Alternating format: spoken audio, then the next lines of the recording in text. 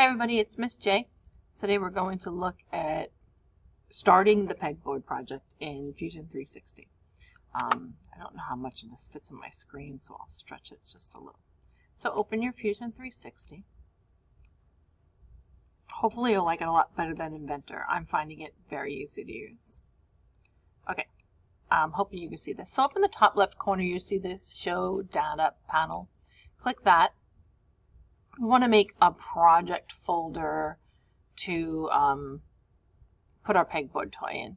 So I'm going to hit New Folder,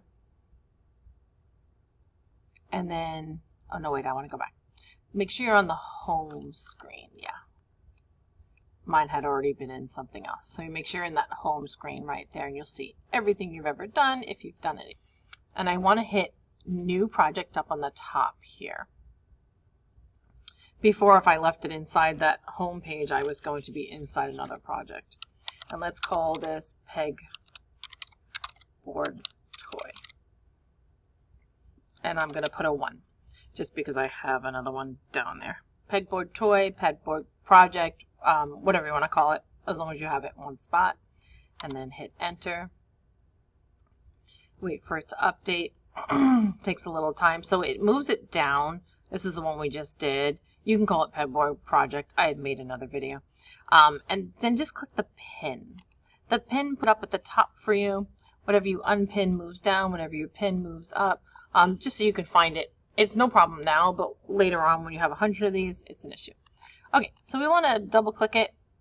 And then the next time you open, you'll already be in here. So it just kind of saves your spot. And if you want to go to a different project, you go to your home and go back.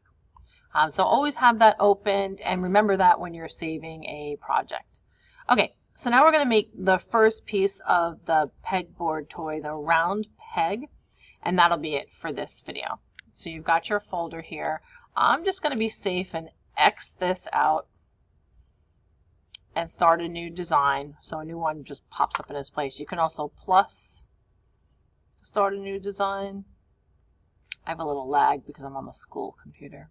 Yeah, I want to see untitled one. Okay. So we're going to come up here, and you can close your project here by going X now. That won't do anything except give you more space to work.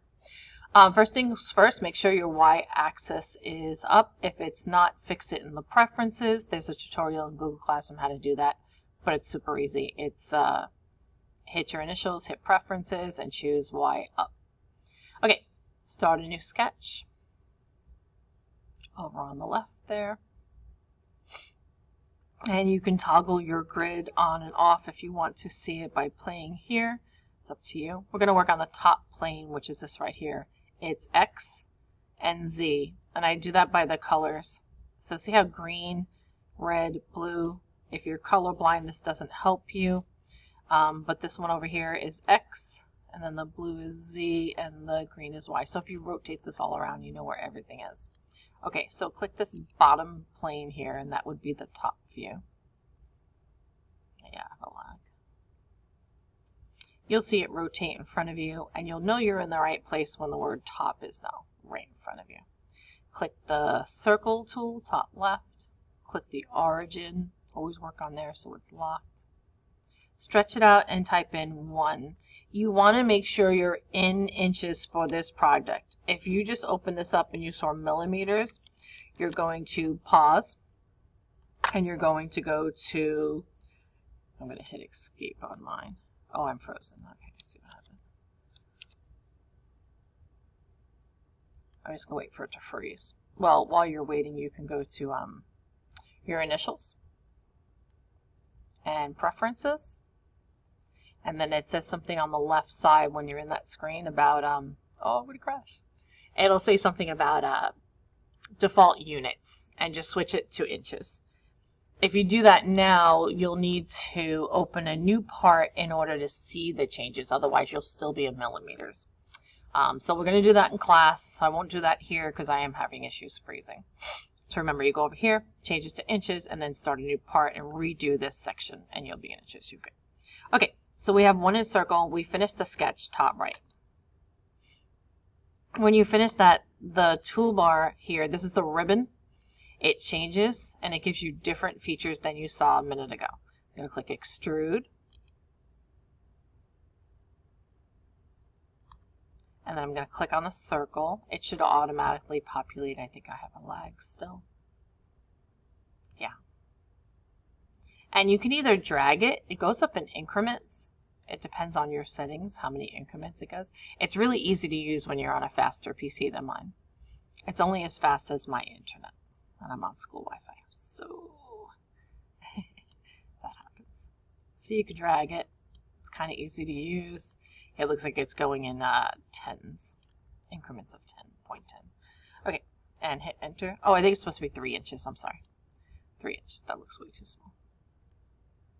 So you have a 1 inch diameter circle and a 3 inch extrusion. Hit enter to save it.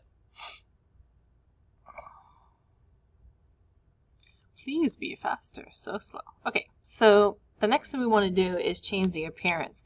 A million different ways you can do this. Find the one you like the most. It should be easier than it is on this, but whatever.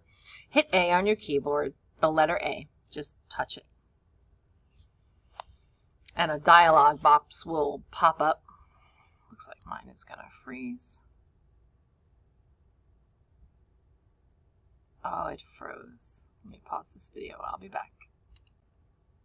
Okay, so once you hit the letter A on your keyboard, this pops up for appearance. You can also access it by right-clicking on your part and getting the marking menu and look for the word appearance and click that. So for your pegboard toy, you have to choose a color scheme. You can't have no color. Have fun with it, play with it. I'm going to choose red just because I can. So I'm going to go to the library over here, type in red. Oh, I don't even have to hit enter. That's pretty cool. So you can pick red, green, blue, yellow, whatever makes you happy. And then you can pick whatever material you want, or you can just do the color paint, whatever you want. So I'm going to choose acrylic, because why not? That looks cool. I'm going to drag it, click it and drag it right onto your part. I don't know that that worked. And it should color your whole part. That does not look as pretty as I had anticipated. I'm going to try aluminum. Oh, aluminum is much better. Okay, I think you might need to left click across the whole thing in order to have it apply everywhere. Move. Yeah. Okay, so play with that. Get some colors on there. Don't do no color, and don't do everything the same color. You're supposed to be able to play with materials and all that. We will have a specific lessons on all that. But that's it. So now to save your part, right? So I'm going to do, let me see. File in the top left, see that caret, drop that down, and then it's either save or save as. I'm going to call this the round peg, and you just want to make sure that it's in the right folder. So you'll have whatever projects you've ever made, you'll have in there, and it should populate because I had it open. Hit save. Thanks for watching.